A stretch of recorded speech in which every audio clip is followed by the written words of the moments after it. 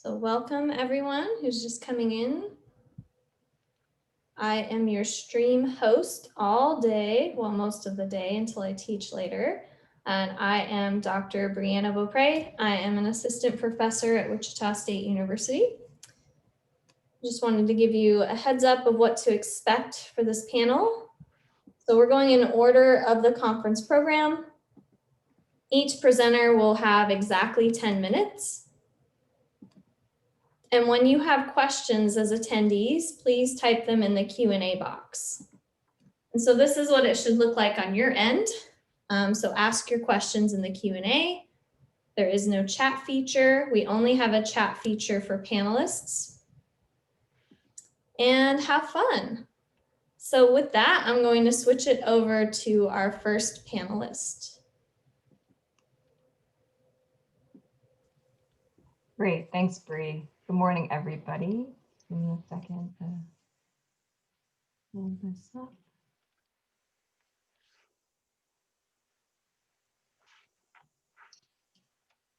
And don't worry, I start it when you actually start presenting. Okay, can you see my screen? Is it in presentation mode or no? No, now it is. Okay. Okay, great, I'm ready if you are, Bree. I'm ready. Hi, good morning, everybody. I'm Megan McDonald with the National Network for Safe Communities, and I'm excited to talk with you all about international adaptations of focused deterrence. I'm joined this morning by my colleagues, Kyle Ott, Camilo Mantilla, Alex Acevedo, and Adrian Klein, and we're all really excited to share our work with you and are grateful to the conference organizers for putting this on. So the National Network for Safe Communities is a center out of John Jay College of Criminal Justice, and we do action research. So we partner with cities primarily in the United States to design, develop, and take to scale approaches to reducing serious violence. We've had the opportunity, especially over the past few years, to expand our partners and our work to a number of countries internationally, which is going to be the focus of our discussion with you all this morning. And so at the core of all of the work we do is the fact that we know serious violence is concentrated. We know that it's a small number of people who are identifiable, who are engaging in serious violence. And when we talk about serious violence, we're primarily referring to homicides and non-fatal shootings. So we've done this research in over 24 US countries, and we've found the same dynamics to be true over and over again, despite where in the United States the city is, how big it is, and so on. And what that is essentially the equivalent of 0.5% of the entire city's population is connected to at least 50% of serious violence for that city. Sometimes it's upwards of 75%, but on average it's 50. And when we look into those dynamics further, we learn that those individuals are not operating independently. They are connected to one another in loosely organized, not necessarily hierarchical, and relatively small street groups. And so these are the dynamics that we know to be true about serious violence in the US especially, and we also know what works in response to those dynamics. So focused deterrence is an approach that's evidence-based and proven that relies on direct and sustained engagement with that core concentrated small number of people who are connected to one another, engaging in serious violence. So it relies on bringing together a partnership of practitioners from across agencies and realms of the public safety sphere. So we're talking about law enforcement partners, social service providers, and community members who come together and set clear expectations directly to those who are engaging in violence about what to expect in the future if the violence continues. So first and foremost, there are swift and certain consequences that can be expected if the violence continues. There is an offer of help and social services from partners who can provide that to those who want it.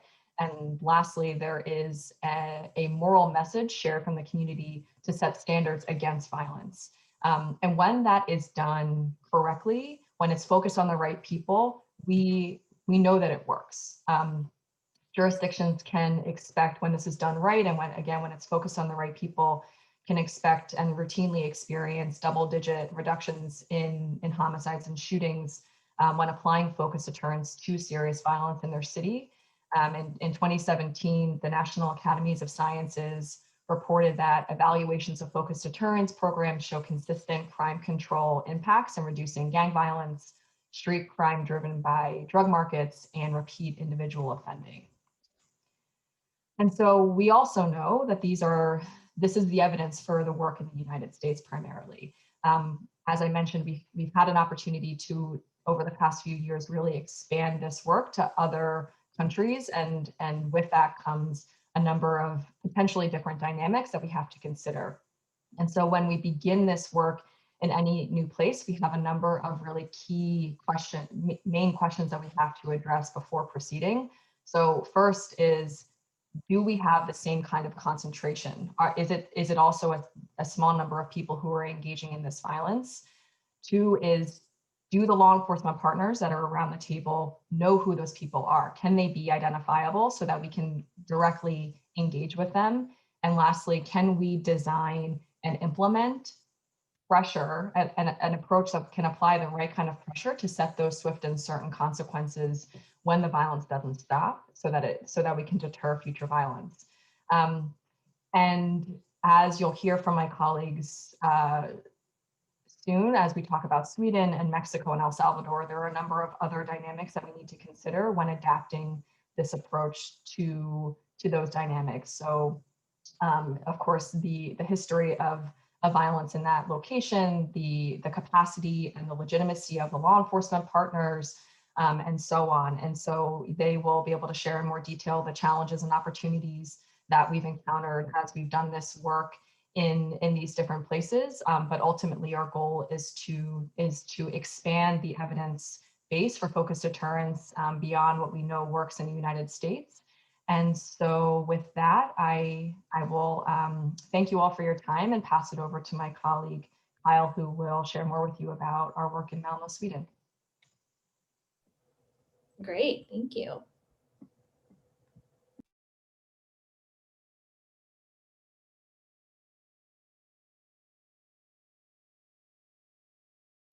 All right, 1 second.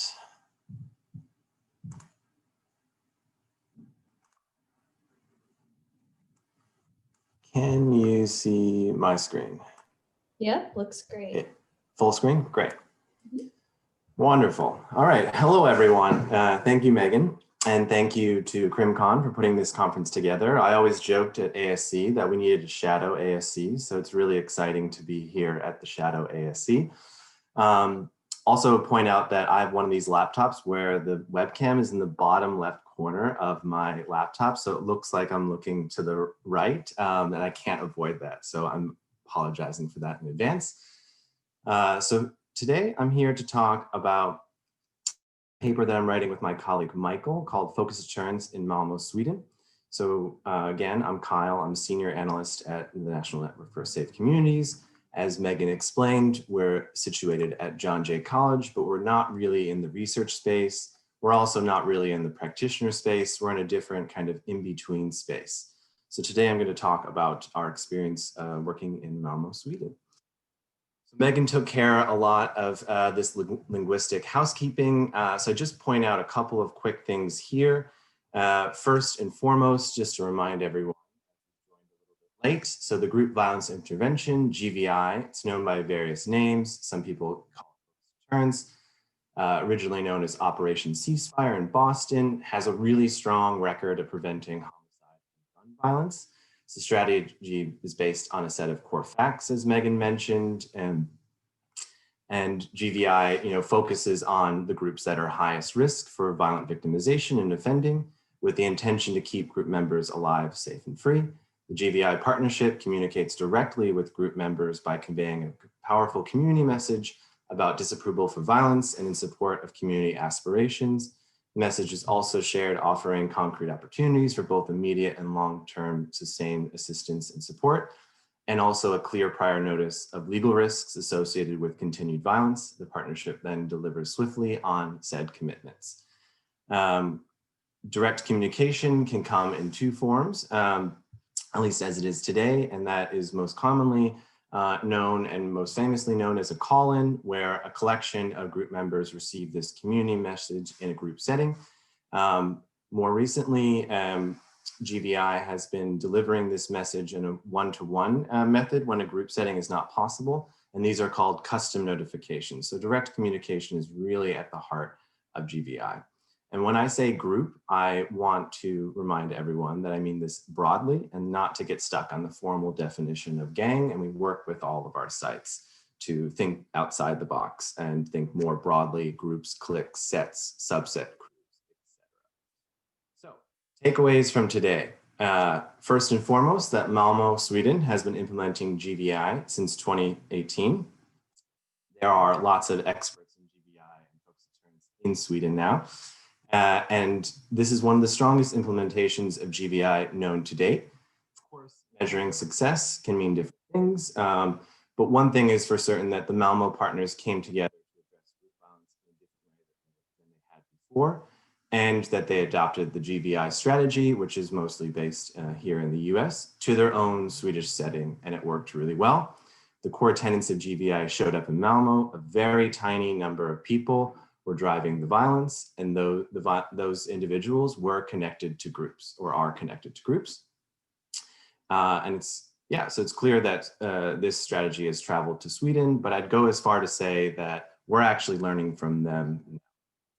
So Malmö, Sweden, if you're not familiar, it's on the south coast of Sweden, across the bridge from Copenhagen, Denmark. It's Sweden's third largest city, about 320,000 people or so. So back in 2017, we were approached by BOA, I can't say that right, but it's the Swedish National Council for Crime Prevention. It's a government agency. They felt strongly that Malmö should consider implementing GVI to detail what they thought was group violence, and that they had certain elements kind of in place that would make GVI really a fruitful opportunity. Before we started working there, maybe you know, maybe you don't know, but Malmö had a quote unquote reputation for being a city with a lot of violence for European standards, and was constantly in the news. You know, could be related to what happened last night in Sweden, if you're familiar with that. But so Malmö had this quote unquote reputation, and you know, from initial conversations, it did seem like what was driving the violence was groups or gangs, but it wasn't necessarily quite understood from a bigger picture what exactly was going on. So we started working in Malmö to investigate this and to see, could GVI be mapped onto Sweden, and what would that look like? So this is what it looked like. GVI Malmö is known as Sluta skjut, which means stop shoot or stop shooting in Swedish. Most of the people who live in Malmö are very aware of GVI, which is really exciting. And so the partnership has three main pillars. That is police, probation, parole, and Malmö Stad, or Malmö City, which is the governmental social service provider. There are many other organizations that make up the partnership of GVI Malmö. Notably, mothers groups, local NGOs, and faith leaders are also involved in this partnership, which is supported by the Swedish National Council for Crime Prevention, financially supported by the EU Internal Security Fund, and from a strategic advising perspective, the NNSC has been involved in every step of the way. So key points, how did this happen? First, we spent at least a year intensively working with the partners to help them really flesh out and understand their violence dynamics from a different perspective. So that's, who is involved in the violence? Are they connected to groups? Are those groups beefing with other groups or internally? And really shifting the focus and intelligence kind of away from solving cases in silos to understanding the bigger picture of what's going on in Malmö and what's and who is driving the violence. And it turns out that a very, very tiny percent, if I remember correctly, it was about 0.2%, of the city of Malmö was engaged in the overwhelming amount of homicide and non-fatal shootings, also shots fired, and explosions are something that the partners have investigated in their group involvement.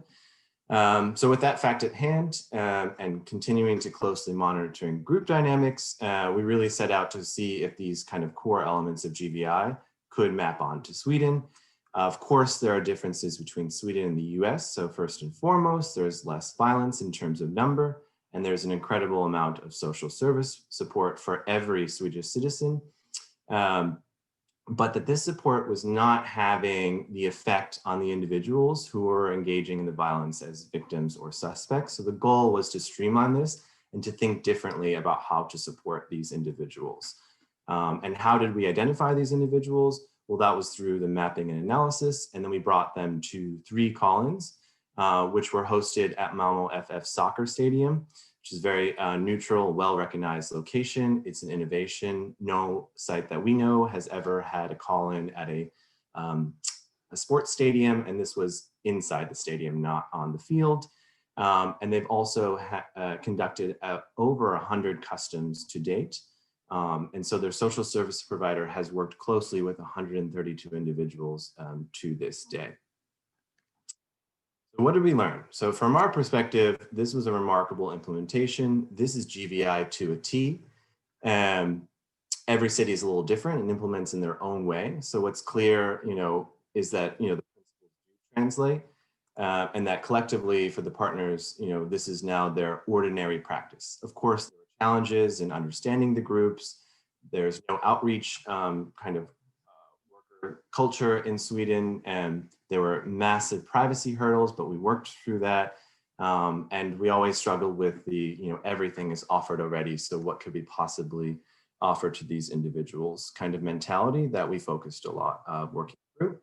So you don't have to take my word for it. There was a process evaluation released on Monday. So if you go to tiny.cc/MalmöGVI, you'll be taken to that page. It's in Swedish. One day, I hope it will be in English. It's amazing. I Google translated it. It's 90 pages. And here are the main questions that were asked and answered from the researcher's perspective. And we're really proud and this is really great and exciting work. And also there's not too many process evaluations in this field. So it's another reason I'm encouraging the researchers to publish these results in English. There will also be an impact evaluation coming out in February. And you don't have to take it from me, but this is just to show that there are some really strong positive signs in terms of violence going down, both from homicide, non-fatal shots fired, and explosions. Each bar starts at 2017 and ends at 2020 through October. So at this point, it's safe to say that Malmö has definitely flipped the script, and that no one's really talking about this city with a lot of violence, but now it's, hey, look at what Malmö is doing. Thank you. Hello, everyone. Great. Good morning. Hey. I'm going to try to pull up my slides. Okay.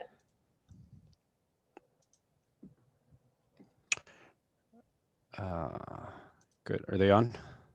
It's in like PowerPoint, not presenter mode yet. Now it's good. Yep. Okay. Good.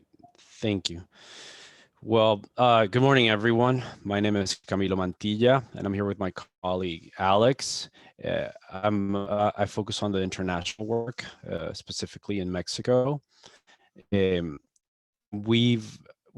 me, my colleague, Alex, and Adrian here, we started this work back in 2019. And the focus of this group is trying to understand if the focus deterrence principles are applicable or somewhat, replicable, be able to replicate in the Mexican context. And as we started this research back in 2009, the scope of our work focused in 2 states in the border with the US, and this is in the state of Chihuahua, which is borders with the city of El Paso, and the state of Nuevo León, which borders more to the east of the peninsula. In each of the states, we focus on different cities. So in Chihuahua, we work in Chihuahua City and Ciudad Juarez, and in the city and the metropolitan area of Monterrey in the state of Nuevo León. We work in the municipalities of Escobedo, Guadalupe,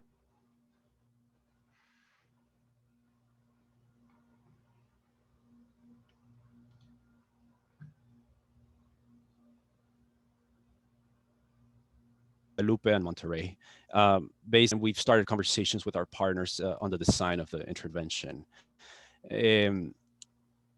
We had several findings from this research so far, and I'm gonna get into it very quickly, but I'll hand it over to my colleague Alex to talk about them more detail. Like in most of the U.S. context and Sweden and other international settings, we found that there is also heavy concentration of violence. And this, we were seeing it with good eyes because we see that there are very common frameworks, principles, and tools that we can apply from the U.S. into the Mexican context, despite the very underlying differences of the, violence dynamics and the groups and networks, individuals involved behind this. So what this means is that, in Mexico, our findings showed us that groups are also very responsible and involved in the violence. They drive a lot of the violence that we see in the sites that I mentioned. And as opposed to, what you generally see in the literature or portrayed in media or the news, it's not a very, monolithic or comprehensive relationship between cartels. It more like very splintered fraction groups that are driving this violence in these locations where we work. So I'll hand it over to my colleague, Alex, now. Great. Thank you, Camilo. So as previously stated, the success of a focused deterrence strategy really depends on several factors. But I think the principal indicator of whether this type of strategy is the right strategy to tackle violence in a given site is seeing if group violence is concentrated in a small number of people. So what we found in these sites in Mexico, and similar to those in the US, is that violence is indeed heavily concentrated in a small percentage of a site's overall population. This slide here presents the population versus group member involvement in both Chihuahua and Ciudad Juarez. In Chihuahua, we found that groups that represent 0.47% of the general population are involved in at least 63% of confirmed GMI homicides. These are incidents involving group members. We also found that an additional 17% of homicides reviewed were likely to have involved a group member. In Ciudad Juarez, we found that groups that represent 0.64% of the general population were involved in at least 51% of confirmed GMI homicides, with an additional 37% of homicides having a likely connection to group violence. Next slide, please, Camilo. In Monterrey, we consolidated the 3 sites for ease of interpretation. Here we found that groups that represent 0.11% of the general population are involved in at least 65% of the homicides we reviewed. An additional 20% of the homicides having a likely connection to group violence. I think together, these results represent a profound concentration of group violence in both states. They also represent dynamics that are amenable to a focused deterrence strategy. So my colleague Camilo will continue the next part of the presentation. Camilo? Thank you, Alex. So indeed, yes, some of our biggest findings of the research, the actual research that we've been conducting so far is this concentration of violence, which, has given us a positive outlook on how to move forward with the conversations and the design of a focused deterrence, intervention on the different sites. But, we said, and like my colleagues have mentioned, there's different dynamics and details and depending on the site. And when we started, we went back to the literature, what was tools. we definitely start to see this interpretation of Mexican violence with a different set of eyes, because what we've learned on the ground, talking to partners, law enforcement, and both public and private are involved in a security or safety in these states, gave us a different picture of what I can say is commonly portrayed as the violence in the state, in the northern Mexican states of Mexico. So some concrete findings that we want to show is that the groups behind the violence are not these monolithic cartels that are always portrayed like a big organization. A lot of these groups involved in violence are smaller, sometimes family oriented or connected or driven. They all operate differently. A lot of them operate, without or with cartel influence. That means that, cartels don't always call the shots. A lot of the violent actors act autonomously, independently from larger organizations. And there's also these key figures that drive these groups. And when we say groups, it doesn't mean that they're very hierarchical or strictly organized. Sometimes they're very, disordered or loosely connected. And it's very hard to find these connections or what bonds these individuals, but beyond the violence. But it's also, what this means is there's also more research to be done and more gaps to fill. And that's kind of what we're working on at the same time as we move forward with the design and the conversation of applying focus deterrence in these sites. We also saw that there's different tiers of groups. So there's the bigger groups, there's mid-level groups, and there's level groups and are involved in the violence, other activities that represent a profit or a means of subsistence that one way or another have to do or not with the violence dynamics on the ground. So this has been really interesting, actually, and we hope to continue to find more and learn more about these groups, because that's also something we've been able to do, learn a lot more about the individuals and the groups behind the violence in the Mexican sites. What is going to lead to conversations, and I've been mentioning this, is how do we apply focus deterrence here? So again, as we found this commonalities of concentration, violent individuals, and individuals, we think that we should all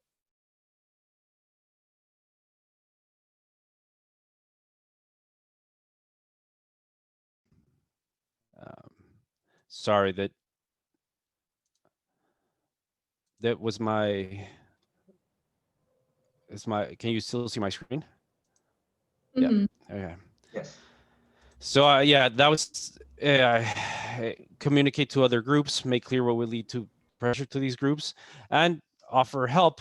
I think in some of the conversations we had with our partners, this touches on the question of legitimacy locally, and this is where we start seeing different applications or variation of how focus deterrence looks in the US. So, this is still in the works. We're very excited. We've been learning a lot, and we'll be very happy that we can get to share these results with all of you. So, feel free to get in touch. This is us with my colleagues or me, and I'll hand it over to Adrian.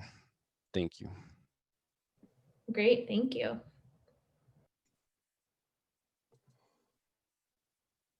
Okay, sorry, I just need to share my screen here.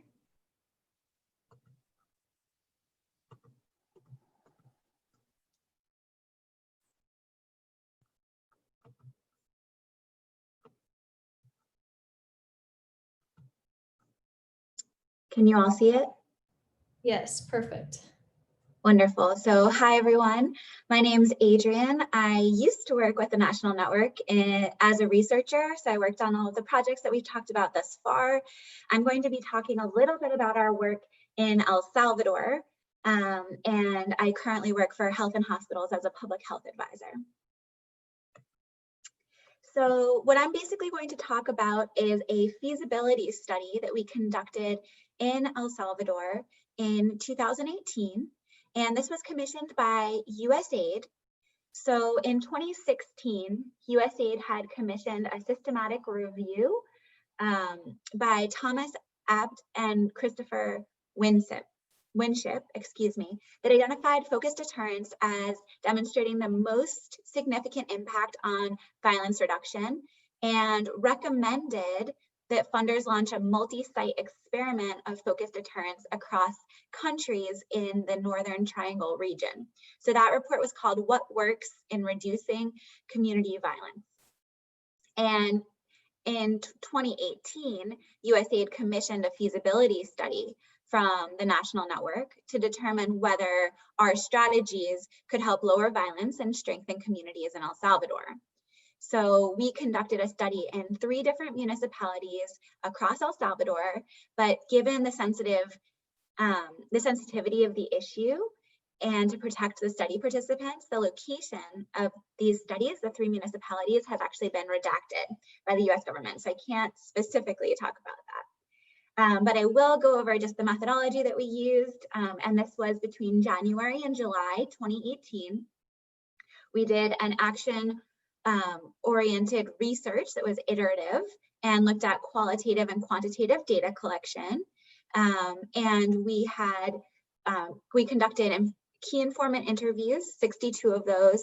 We did a context analysis to understand the dynamics in El Salvador. And this was led by the International Director, Rachel Locke, myself, and a researcher in El Salvador named Luis Enrique Amaya.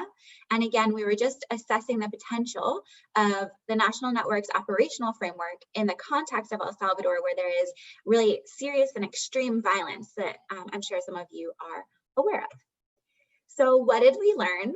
Basically, we learned that the concentration, as my colleagues have talked about in the other 2 contexts, the concentration in El Salvador is also on par with what the National Network has observed in other cities around the world. A very small number of people are driving the violence in El Salvador. And this looked to be between 0.34 and 0.9% across the municipalities that we looked at. So we could also confirm that present-day violence in El Salvador is group-driven and spatially concentrated. So the predominant narrative is that gangs are causing all the violence in El Salvador, and while they're certainly causing a significant amount, the National Network was not able to determine the precise amount due to limited data access. But there were other serious forms of violence, including femicide and state-sponsored violence, so that aren't getting really sufficient attention. And we want to just highlight that all of the violence in El Salvador can't solely be attributed to gangs. So that's kind of how the narratives are simplified. Another key point that I want to draw people's attention to is that there's legislation, national legislation in El Salvador that affects public policy and treatment of group-involved individuals. So they're treated as terrorist organizations, which makes a lot of the aspects of communication and offering support relatively challenging. And I can speak more to that national legislation if there's interest in the Q&A. But basically, the dynamics of group violence in El Salvador are extreme, and the level and scale of group organization combined with the social, political, and economic landscape makes disrupting group violence a complex task. In addition, group members in the general population have been exposed to serious levels of trauma, but similar to the other contexts that we've talked about and other contexts of urban violence, it's fewer than 1% of the population in each municipality, which was driving the majority of the community violence.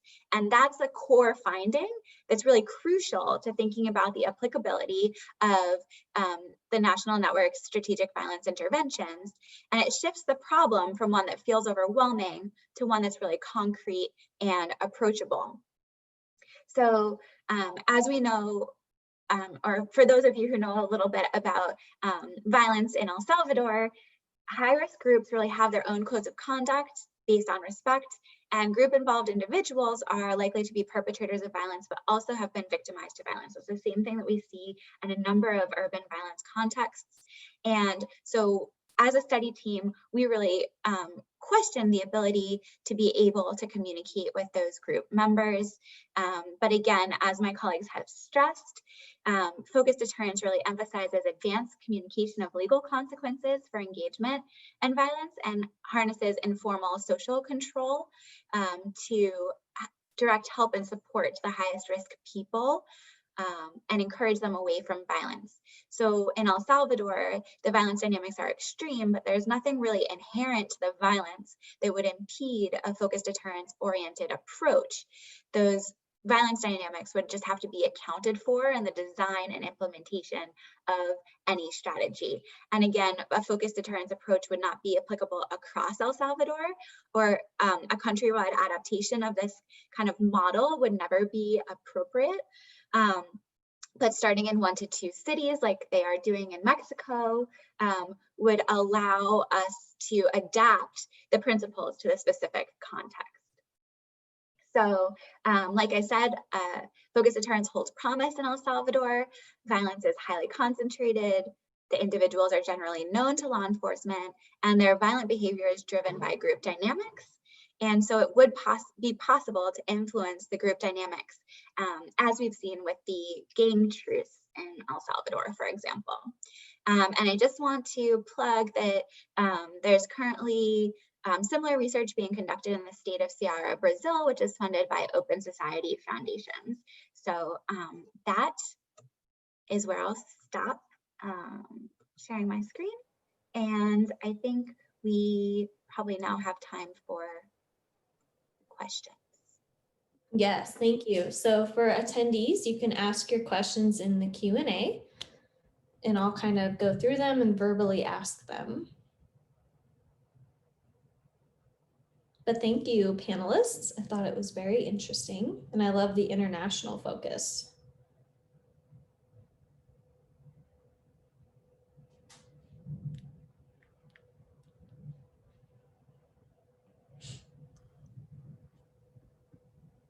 Sometimes it takes a minute to type up questions. I know when I ask my students questions, it takes them like a minute to type in the chat. So I'll give it, a minute or so.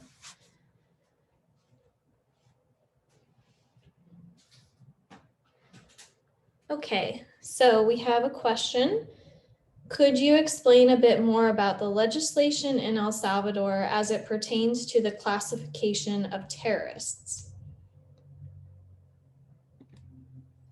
Yeah, so there are 3 pieces of legislation in El Salvador that I was focusing on: the Plan El Salvador Seguro, the law of prohibition of maras, gangs, and associations and organizations of a criminal nature, and the extraordinary security measures that they're taking. So gangs in El Salvador are classified as terrorist organizations, which makes communication with them and offering them services or support an issue for service providers. And so do you want me to be more specific than that? I hope that that's specific enough. They're welcome to ask another follow-up question to that. Another question is, does the Malmö impact evaluation utilize an experimental design? As far as I know, I don't think so, but I haven't been involved in the evaluation at all, other than I know who the evaluators are. But as far as I know, it does not, but we'll find out in January. Great, thank you. Another question is, has COVID-19 made an impact on crime patterns and research? Good question. Yeah, sorry about my camera. It's not working anymore, but it did and has in Mexico, in the different cities. We've heard from our research partners that, the locations where the violent incidents are taking place have shifted dramatically, so you could say violence is concentrating in more specific areas, but a reduction in attacks out in the street versus to attacks in the houses of people. So yes, there have been changes in pattern like this, but of course, we were in the middle of the research when COVID came out, so we had to shift to do this all remotely, and it has had an impact. But it's also been interesting because getting law enforcement to speak over the phone has been really interesting, really learning and useful for their enterprises. Yeah, and I think that when it comes to crime patterns specifically, I think violence has either stayed the same or increased in a lot of the sites that we have been working in. And in Mexico, particularly, I don't think the violence has gone down because of COVID. I think it's actually in some places it's increased, as Camilo mentioned. And I mean, in Sweden, it doesn't seem to have dramatically changed violence, at least the violence that we're talking about. But there's really good paper that Mane Garell, Mannegerell,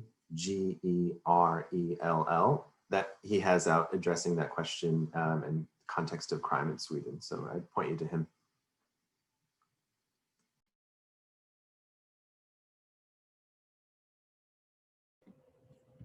Great. Any other comments on COVID-19?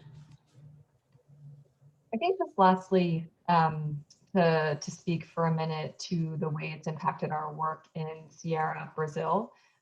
So we, as Adrian mentioned, we have funding from the Open Society Foundation to conduct a similar project that we did in El Salvador and Brazil. And that the COVID has dramatically impacted the ways in which we are approaching that work. So far, though, I would say we've been able to shift virtually, and so we're continuing to think through processes for collecting information and surveying frontline practitioners and doing group audits from afar. Certainly, the violence there has dramatically spiked. So that is something that that we're working with them on. But in terms of our ability to conduct the research, it's not happening in person on the ground as we had designed, at least not yet. But we're optimistic that we'll still be able to collect the data in necessary ways.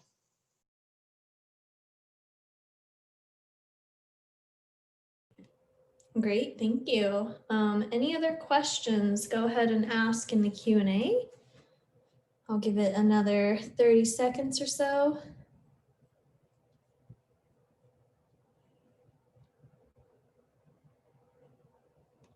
And panelists, if you have questions for each other, feel free to ask as well.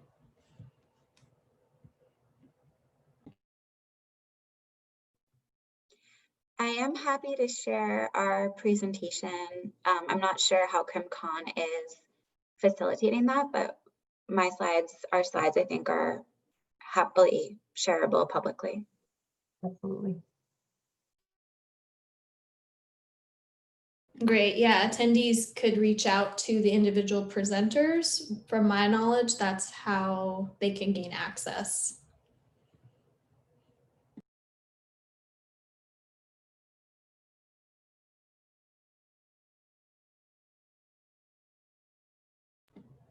Great, well, if there aren't any other questions, I will go ahead and close out the stream to get ready for the next panel. But I wanted to thank you all so much for being panelists here at the first ever CrimCon. It was a pleasure hosting you. And if there's anything else you need or anything to follow up, my contact info is on the website.